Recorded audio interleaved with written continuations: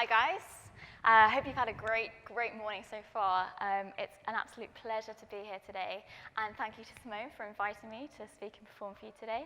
Now, I've got to tell you, when Simone first asked me to come to TEDx Whitehall, I got so excited. I thought, oh, what could I possibly say? What could I perform? Also, what could I bring to the table of such an amazing lineup of speakers? And I had all these ideas, and then my brain went a bit quiet, and I hit a bit of a rut.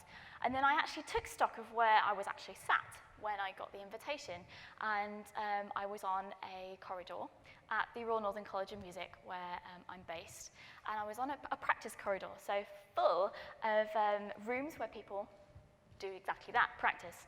And I actually took stock of what a horrendous noise was going on around me of numerous musicians and singers and pianists playing and singing away and practicing pieces they haven't yet learned for competitions that they haven't yet won and exams that they haven't yet passed. And I thought, you know what, I reckon these people all think they don't have enough time. We're all guilty of it. I'm definitely guilty of it. Sometimes it makes me giddy thinking about how much time goes into practice and preparation for a performance that is just dwarfed. It's sometimes seconds long. So I'm sure you will have all experienced that too. I am 21 years old. And I have literally spent hours, thousands of hours potentially, in a room on my own, pretty much doing this. Pressing buttons, if you like, black and white buttons in different orders and in different combinations, and then hopefully they are in the right order for performance. And you could think, okay, why? Why would you do that? Why would you spend so much time on your own doing that? And I have my reasons, but something about such a mechanical process that then goes under this amazing transformation and can make people feel things that they don't feel maybe in their everyday lives. I've had the honor of making people feel happy, sad, calm, energized, alive, and even made people cry, which is a real power to have without me actually even saying anything a lot of the time. So I'd like to just give you a minute, just to yourself, to open your ears, and of all the things I could play, I chose this as it did exactly that for a special lady that is in my memory. But just take a minute.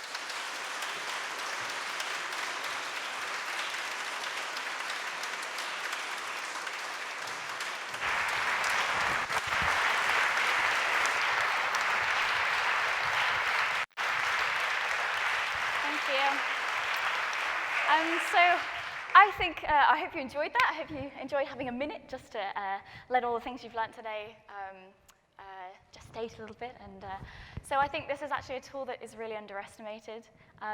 I like to think of it as the power to harness my own time, to really get in sync with where I am right now. And I'm aware that the thinking of the future, as Tracy said, and reflecting on the past is very important, but actually getting really in sync with the emotional response I'm having. And I think that can change your concept of time. I think if you experience something on such an emotional level, such as music or art or theatre or sport, anything like that, I think it can really, really make you live the emotions you're experiencing in the moment. And I would encourage anyone who hasn't yet found that to search. It could be something that you love and are very familiar with. It could be something that you thought was impossible to do. I take great delight in meeting people that have found that thing for them, as I do believe that time is always on your side, and it can be your best friend. I wouldn't do my job properly without finishing with a small piece, if I have time, before lunch. I know you're all probably very hungry now. Now, this is something, again, a different talk altogether, really, because I find it more and more difficult to get through to, I mean, I'm 21 myself, but younger people, that it's a very snap-happy society. There's been lots of talk on selfies and this very real-time relay of your life, and actually getting people to stop and listen and open their ears as to what's going on around them and their eyes. So this is actually something that you probably all had as your ringtone at some point, but I implore you to listen as if it is not your ringtone, and spot the differences. Thank you very much.